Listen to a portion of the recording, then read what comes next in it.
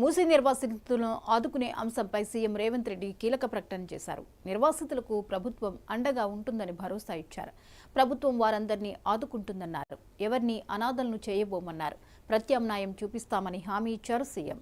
అంతేకాదు, ఎవరైనా వచ్చి రెచ్చగొడితే వారి మాటలను నమ్మొద్దని, వారి ఫామ్ హౌస్లను కాపాడుకోవడానికే డ్రామాలాడుతున్నారని సీఎం ఫైర్ అయ్యారు.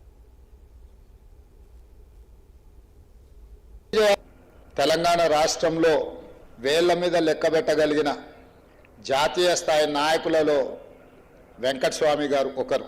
ఈ ప్రాంతం నుంచి జాతీయ స్థాయిలో పివి నరసింహారావు గారు, ఆ తర్వాత జాతీయ స్థాయిలో ఆ గుర్తింపు ఉన్నది కాక వెంకటస్వామి గారికి.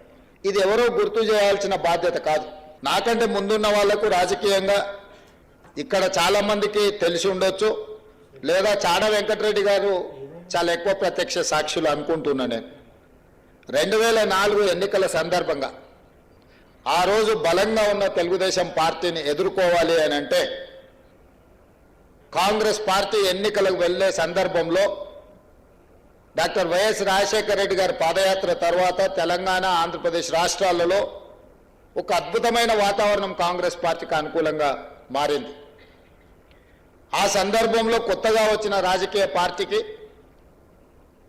పెద్దగా ప్రాతినిధ్యం లేకపోయినా తెలంగాణ అంశానికి ఉన్న ప్రాధాన్యతను దృష్టిలో పెట్టుకొని తెలంగాణ రాష్ట్రం అనే ఆలోచన, తెలంగాణ రాష్ట్ర ఏర్పాటు ప్రక్రియ మరుగున పడకూడదు, ఇది భవిష్యత్తుకు ఉపయోగపడాలి అని ఆ రోజు కాక వెంకటస్వామి గారు ప్రణబ్ ముఖర్జీ గారిని, శ్రీమతి సోనియా గాంధీ గారిని ఒప్పించి 10 సంవత్సరాల అధికారం అనుభవించిన పార్టీకి పొత్తులో భాగస్వాములను చేసి 42 సీట్లు ఇప్పించి 25 ఎమ్మెల్యేలు, 5 మంది ఎంపీలను ఇవ్వడానికి కాకానే ప్రధాన కారణం అన్న సంగతి ఆ రోజు ప్రత్యక్ష రాజకీయాలలో ఉన్న వాళ్ళకు కానీ ఆనాడు రాజకీయాలను ప్రత్యక్షంగా పరిశీలించిన వాళ్ళకు తెలుసు.